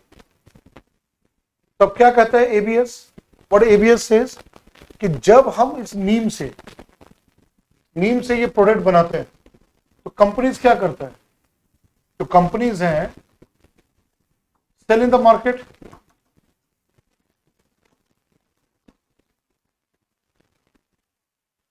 ये प्रोडक्ट कहां जाता है, मार्केट में जाता है ना. और यहां क्या आएगा, profit. Companies will earn profit by the sale of the product. तो what is the ABS say, Nagoya protocol ABS say, the part of the profit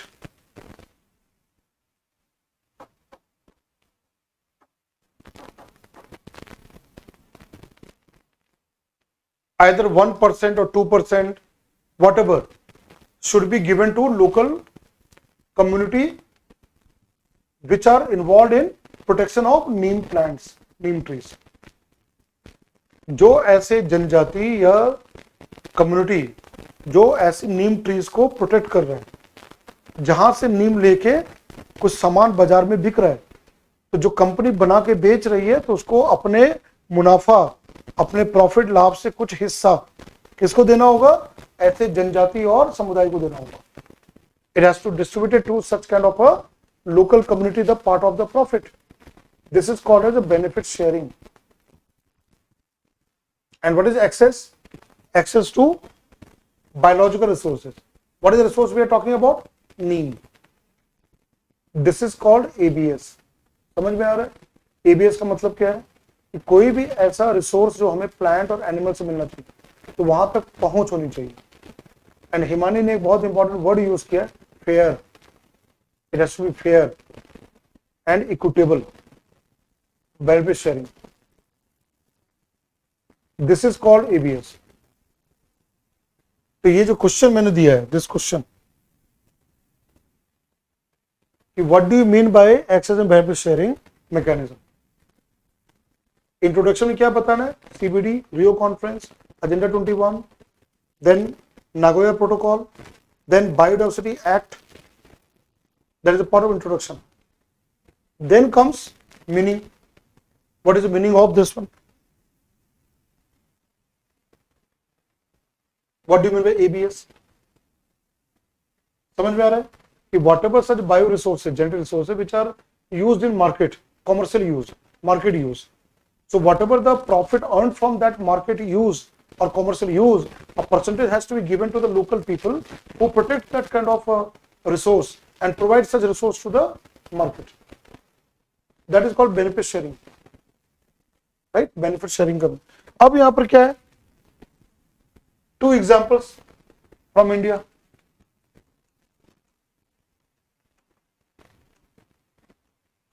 Of this implementation mechanism,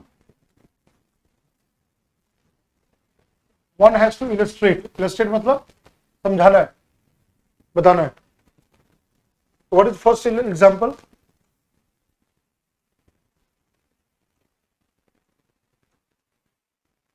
Jeevani. You all have heard about the name Sanjeevani. जीवनी. ये बहुत अच्छा example मैं दे रहा हूं जो कि इंडिया में किया गया है ABS का. इलस्ट्रेट करना है. So there is a tribe called Kani tribe.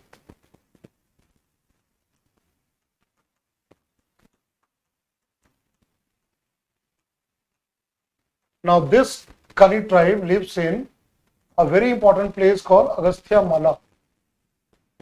Agastya Mala कहाँ है ये बताओ? Where is this Agastya Mala? What is Mala means? Hill. Agastya Mala is a hill. Where it is located? बताओ. Geography. Who is the geography guy? Harshad. Yes, हाँ बताओ. कहाँ है अगस्त्य माला? नाम से लग रहा है साउथ साइड में। हाँ नहीं, हैदराबाद नहीं, साउथ है, ठीक है। केरला एंड तमिलनाडु, वेस्टर्न घाट्स, पश्चिमी घाट, वेस्टर्न घाट्स, वहां ये पहाड़ है पश्चिमी घाट में। केरला और तमिलनाडु के बॉर्डर में अगस्त्य माला, वेस्टर्न घाट्स वहां आता है। Is named after Agastya. Agastya पता है ना, अगस्त्य मुनि जो ऋषि है, उनके भी नाम है। इसी जगह पे जंगल में एक आदिवासी रहता है कानी, और यहां पे एक प्लांट है, एक मेडिसिनल प्लांट है, इसका नाम है अगस्त्या पाचा।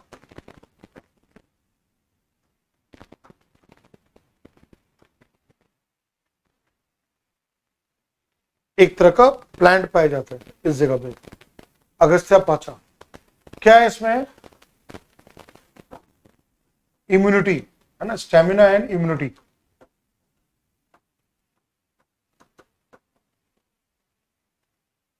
इट प्रोवाइड्स इम्यूनिटी, थकान नहीं होती, इम्यूनिटी बताता है। अब इसी से एक दवा बनी है, ये क्या है? मेडिसिन, हर्बल ड्रग है, ठीक है। और इसका जो प्रॉफिट होता है कानी को मिलता है। Who get this medicine का जो प्रॉफिट है कानी tribe.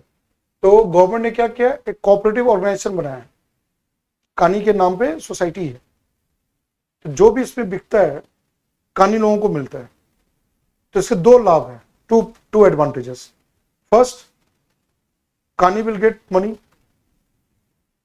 Right, livelihood, source of income, and that will help them in education, better education, better healthcare, development of Kani tribe. And which is second advantage? दूसरा लाभ क्या है कि कानी ट्राइब और क्या करेगा? कंजर्वेशन। कानी tribe will do more and more conservation of this plant. जब पैसे मिलेंगे तो उनको क्या होगा? मोटिवेशन ना, कि इस प्लांट से एक दवा बन रही है, जीवनी जो बिक रहा है, उसको पैसे मिल रहे हैं उसके लिए। तो क्या करेगा? संरक्षण, will protect that plant, conserve that plant. Is a very beautiful example of ABS, ठीक है। अब मैं आपको दूसरा एग्जांपल देता हूं। अभी नीम का बारे में बताया मैंने, है ना, Chintamani. There's a BMC, Biodiversity Management Committee, that is in a place in Telangana, Mahbubnagar. Mahbubnagar is a district in Telangana. पहले आंध्र प्रदेश में था, अब तेलंगाना में। वहां की जो बायोडाइवर्सिटी मैनेजमेंट कमिटी है, ठीक है, वो नीम को देता है। और ये नीम कहां जाता है? पता है कहां जाता है नीम? दिस नीम गोज टू, सोचो कहां जाता होगा? This neem goes to Japan. और वहां जो भी प्रॉफिट होता है, that goes to the percentage goes to the BMC, biodiversity management committee. ऐसे भारत में 100 से ज्यादा, more than 100 such examples are there. पता है, यूपीएससी चुन चुन के क्वेश्चन बनाता है जो बहाव में होते हैं ना, बहाव में कौन क्वेश्चन बनाते हैं? Subject matter expert. तो मेंस लिखने वाले और इंटरव्यू देने वाले, जो ये कोचिंग इंडस्ट्री में जो डेवलपर, कंटेंट डेवलपर होते हैं, वो नहीं होते हैं। प्रोफेसर्स होते हैं, साइंटिस्ट होते हैं, इन्वायरमेंटलिस्ट होते हैं, जो क्वेश्चन बनाते हैं, वो ऐसे क्वेश्चन पूछते हैं। तो आपको पहले किताब तो पढ़ना है. It's very very important for mains exam, for prelims exam, for UPSC. Reading book is very very important. So first you have to read the book, NCERT, textbooks, and what comes the next? Such kind of things. Going beyond books. ठीक है. और अभी ये जो मैं आता हूँ, let me come to this another part of it. Second, analytical question. Do you think that access and benefit sharing ABS mechanism has been properly implemented in India? तो कैसे आप इसका आंसर लिखोगे? पहले इंट्रोडक्शन. इंट्रोडक्शन में क्या आएगा? Same चीज. ठीक है. आप इंट्रोडक्शन देंगे यहां पर. This is part of your introduction.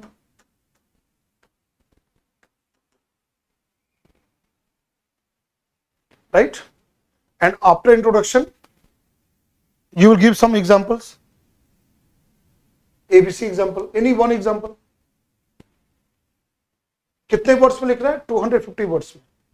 अब क्या आता है? आपने एक एग्जाम्पल दे दिया. Then what comes here?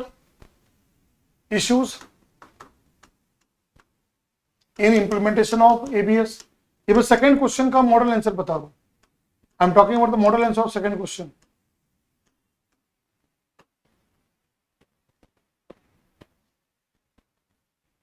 Right. तो now tell me what are the issues there. क्या क्या दिक्कतें होंगी एबीएस को इंप्लीमेंट करने में. अब आपको समझ में आ गया एबीएस क्या है. Now tell me the problems. What are the problems and issues in ABS implementation. क्या क्या आएगा. तो you can write like this. Issues involved in the. अब next part of the answer में issues involved in the ABS implementation are dash 1 2 3 4 5. It will list some points. ठीक है. तो now tell me क्या क्या इश्यूज आएंगे. सोचो हर चीज किताब में नहीं होगा. आपको अपना दिमाग. हाँ वेरी गुड. सबसे पहला क्या है. अब कहानी को कौन बताएगा कि देखो भाई तुम्हारे लिए एक सरकार ने ये कर रखा है कि आपको आप अगर इसको कर रहे हो अच्छे जो दवा बनेगी तो आपको पैसे मिलेंगे. तो पहले ऐसे ट्राइब को नहीं पता होता ना. और हमारे देश में क्या है ऐसे बहुत सारे ट्राइब्स हैं. We have so many type of tribes in Madhya Pradesh, Chhattisgarh, Odisha, Jharkhand, MP, Rajasthan. We have so many tribals. Even we know tribal population exists in northeastern states. Even in the Uttarakhand, Himachal Pradesh, we have tribes. Even we have tribes in Tamil Nadu and Kerala. Southern India is a land of tribes. Bharat में कई तरह के जनजाति हैं. Andaman Nicobar, you know जरावा. उनको क्या पता है लॉ के बारे में. What is the law says. क्या उनको पता है बायोडाइवर्सिटी एक्ट है पास बाय सेंट्रल गवर्नमेंट. नहीं पता है उनको. तो पहले उनको जागरूक करना. First to make them aware कि देयर राइट्स जो होते हैं ना कि they have to know ABS and rights of the local community. अब जब उनको पता ही नहीं है ये चीजें तो क्या करेंगे वो. ठीक है. तो कंपनी क्या करती है फिर. बनाती है, बेचती है, पैसा कमाती है. उनको कुछ नहीं मिलता है. They don't get in return. Right. Second क्या है इंप्लीमेंटेशन में. पहला हो गया जागरूकता नहीं है. Awareness is not there. What will be next thing issues there. और जरूरी भी है कि जो पैसा देंगे सही अमाउंट दे. मतलब कि जो देयर है ना ये दिस वन फेयर. ये चीज बात होता है fair and equitable benefits sharing. ठीक है. तो उसका क्या होना चाहिए negotiation. How much amount should be given to that. ठीक है. तीसरा यहां पर क्या है कौन इसको इंप्लीमेंट करता है ग्रास रूट लेवल पे. BMC biodiversity management committees. Right. वो क्या है अभी they are not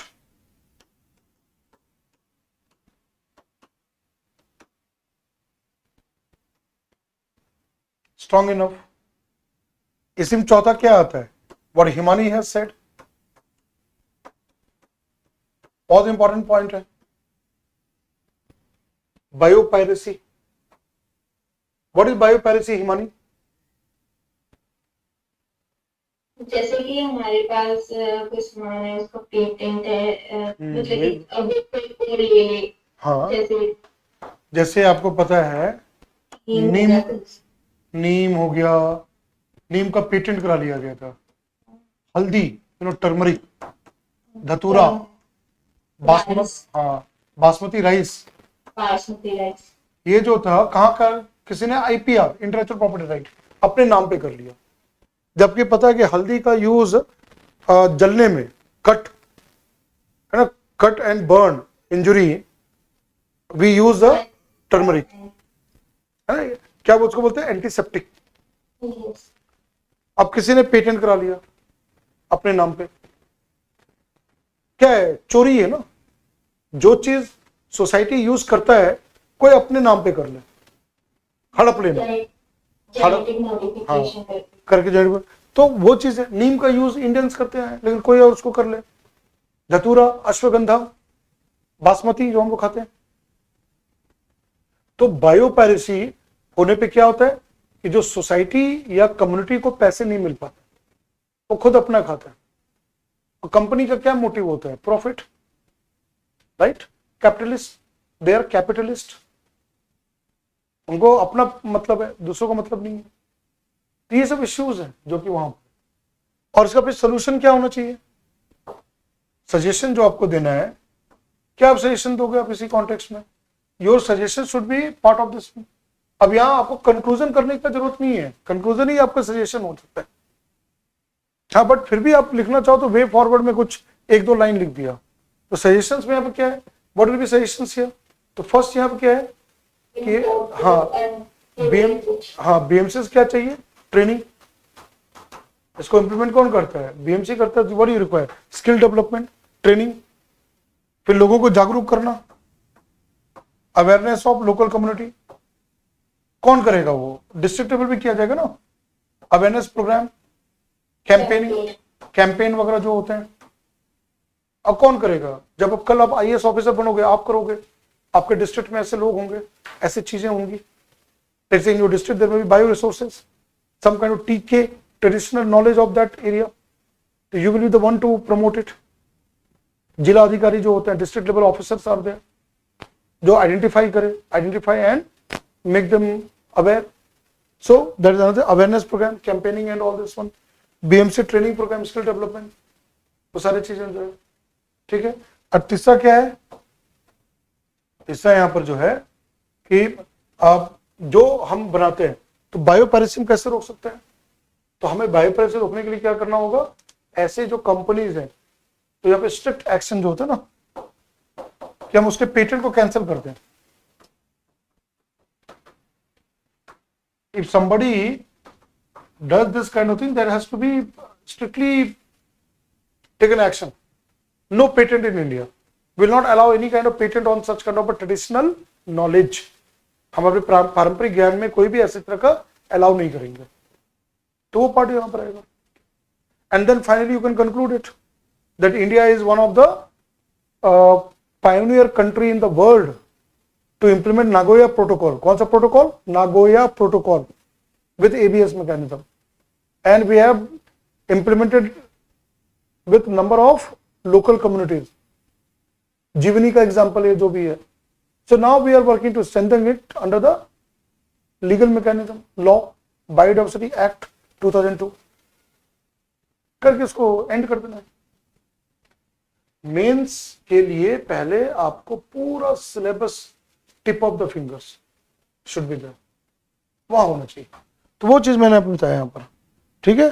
so this is where there you will find, देखो है ना। अब आप देखो करंट अफेयर्स क्या है, करंट अफेयर्स ये है ना, look at here, access and benefit sharing, new rules. अब देखो यहाँ पर new rules for use of biodiversity, हाँ न्यू रूल्स। अब ये इंडिया इन्वायरमेंट पोर्टल में, अब देखो ये क्या है, गैजेट नोटिफिकेशन, गैजेट नोटिफिकेशन। और ये किसके अंदर आएगा, यहाँ पर गैजेट नोटिफिकेशन जो है वो किसके अंदर आता है, सेंट्रल गवर्नमेंट करती है ना। अब कौन सा एक्ट है, एक्ट अभी बताया ना, बायोडाइवर्सिटी एक्ट 2002, वही है ना, under biodiversity act 2002. Now see here this one, ये है ना, the National Biodiversity Authority NBA has released a new set of rules to manage sharing of benefits generated through the use of biological resources. The biological diversity, ये part है, Ministry of Environment Forest, right? Now reply by the Central Pollution Control Board on cutting of trees for the construction of cold storage project, Vikas Nagar, Uttarakhand. That part is given there. Then you can see here, global thing. Russia, Kazakhstan flood. Is climate change warming the Ural Mountains? ये geography में पढ़ेंगे Ural Mountains and Western Siberia. Climate change impact. फिर आपको पता है AMR. What is AMR? Antimicrobial resistance. What is AMR? Antimicrobial resistance. Antibiotic का जो misuse हम करते हैं, दवाएं वगैरह जो खाते हैं, थोड़ा सा बुखार हुआ एंटीबायोटिक ले लिया, और आजकल क्या है, जानवरों में इंजेक्शन एंटीबायोटिक्स वगैरह का जो है, तो AMR रेजिस्टेंस क्या लिखा हुआ है, AMR is a silent pandemic, और जिसके अंदर ये AMR हो गया तो कोई भी दवा का असर नहीं होगा. कई बार ऐसे बैक्टीरिया होते हैं जो कि रेजिस्टेंस हो जाता है, जैसे वो पता है TB, ट्यूबरकुलोसिस में MDR multi drug resistance tuberculosis, malaria है ना, मल्टी ड्रग रेजिस्टेंट मलेरिया, कोई भी दवा काम नहीं होगा. अभी हाल ही में सुपर बग क्या पाया गया इंडिया में, सुपर बग क्या है, सुपर बग बैक्टीरिया जिसपे कोई भी तरह का एंटीबायोटिक का असर नहीं होता. तो वो चीज है, pandemic prevention is the best bet against it for low and middle income countries like India. Report है. तो क्वेश्चन आता है एग्जाम में, मेंस में, कि what is AMR and all this. तो ये बहुत important. Eating right in a climate risk world. Indian women's self help group are emerging as the world's biggest micro finance project. Now see tackling AMR ये दिया हुआ है. तो ऐसे जो भी रिपोर्ट्स हैं, whichever comes in the current affairs, वो पार्ट है. एंड नाउ यू कैन सी ये डाउन टू अर्थ मैगजीन, ये अब जैसे बर्ड फ्लू, ये ना bird flu, H5N1 avian flu है ना, फर्स्ट सर्च आफ्टर ऑलमोस्ट अ डिकेड, कंबोडिया 11 केसेस 2021. अब आप देखो ये रिपोर्ट है, loneliness global health crisis, 1 in 6 affected in last decade. सोचो पिछले 10 साल में 6 में से 1 आदमी जो है किसका शिकार है अकेलापन, मैं अकेला, राइट, लोनलीनेस. पता है, depression, mental health is a very important one. One is a physical health, but this is also very, very important. And it is rising in India. अब आजकल क्यों हो रहा है इतने सारे क्राइम्स या इतनी सारी चीजें वहां पर बहुत सारे ना, ये भी है loneliness. See, global health crisis, WHO report, World Health Organization report, then climate change, historic 2023-25 droughts, सूखा, famine, killed people, devastated crops, agriculture impact, trade routes across globe. Again, climate change. UN report finds droughts, global heating drove mass wildlife deaths in Africa and Amazon in last 2 years. पिछले 2 सालों में Amazon का है, Amazon forest is in Brazil, South America और Africa में. सूखा, drought, sub Sahara, Sahara desert and all that area, dry area, desertification, land being totally affected. They are not able to carry out agriculture, and people are dying. Death of humans, death of animals, even animals and wildlife, that is suffering. तो report है उधर. तो ऐसे report है. Cloud burst, अभी देखो हिमाचल मंडी, अभी just 2-3 दिन पहले cloud burst in Mandi in where, Himachal Pradesh. लोगों की जाने गई. आपको पता है केदारनाथ ट्रेजेडी है ना, वो सारी चीजें. तो ये सारी चीज अब देखो, डेली कोड डाइजेस्ट यहाँ पर है, ये सारी चीजें, क्लाइमेट चेंज, ये सारे रिपोर्ट्स हैं. Marburg virus spread between species. Africa में भी चल रहा है Marburg virus, Uganda, scientist photos भी यहाँ पर है।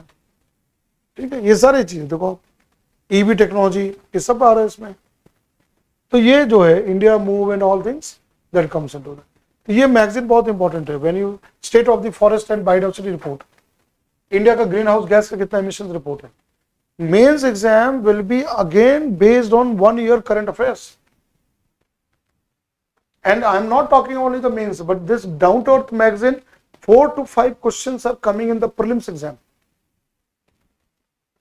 So you have to be targeting those kind of areas.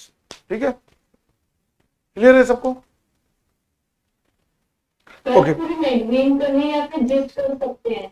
नहीं देखो, जिस्ट कर सकते, लेकिन मैं इसमें एडवाइस करूंगा मैगजीन पढ़ने की, क्योंकि जब आप पूरी, क्योंकि जिस से आपको सारी चीजें बिल्डअप नहीं होंगे, आप पर्सपेक्टिव बिल्ड नहीं कर पाओगे। लेकिन जब आप आर्टिकल पढ़ते हो तो आपकी perspective, brain, thought process develop होता है।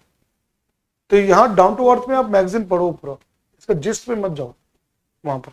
और योजना वगैरह में भी जिस्ट नहीं करनी? नहीं, वो सब मैगजीन पढ़ना है, तभी आपके थॉट प्रोसेस डेवलप होगा और वो काफी हेल्प करेगा मेंस आंसर राइटिंग में, बहुत इंपॉर्टेंट है वो। आंसर राइटिंग के मतलब जिस्ट पढ़ने मतलब मैगजीन करने के बाद जिस्ट करने, मतलब एक हाँ आंसर राइटिंग टाइप से, कि जिसमें आंसर राइटिंग टाइप से होगा, नोट्स टाइप। हाँ, वो है, वो रिवीजन के लिए आप यूज कर सकते हैं, for revising you can use that, वो चीज है। ओके। ठीक है। सो कल भी मैं कुछ इन्वायरमेंट में EIA वगैरह बताऊंगा, climate change, EIA, certain areas I cover, है ना, वो पार्ट में मैं बताऊंगा। ठीक है, so will end up here. ठीक है, तो कल भी सेम टाइम होगा and will meet again and then will go across the areas. ठीक है, आज ये अप्रोच समझ में आ रहा है, whatever I mention there, ये चीज जो है। तो इसीलिए ना मैं I am going to start my environment module, बहुत इंपॉर्टेंट है वो एग्जाम के लिए। ठीक है, तो let's see how things turn out, वो चीज है। So anyway, I am very very happy that you all are attending my session. ठीक है, तो अपने हेल्थ का ख्याल रखिए और कल पक्का मिलना है, कल का टॉपिक से बहुत इंपॉर्टेंट है, you all are going to learn lot of things. ठीक है, तो उसको अच्छे से करना है। ऑलराइट, चलो, thank you and will meet tomorrow. Bye bye, good night, bye, good night.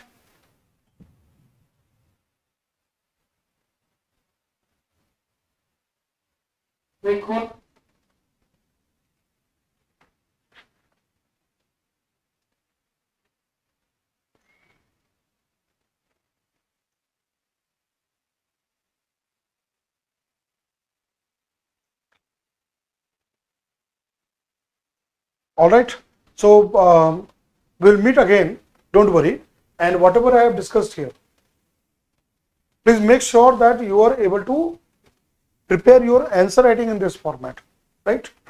और इसको अच्छे से आप कीजिए, मैंने सोर्सेज बताए, लेकिन आपको अच्छे से इसको डील करना है और सारी चीज करना है। ठीक है, and we'll meet tomorrow again, the same session on environment here. Till then, you take care of your health, right? Thank you. We'll meet again. So learning continues.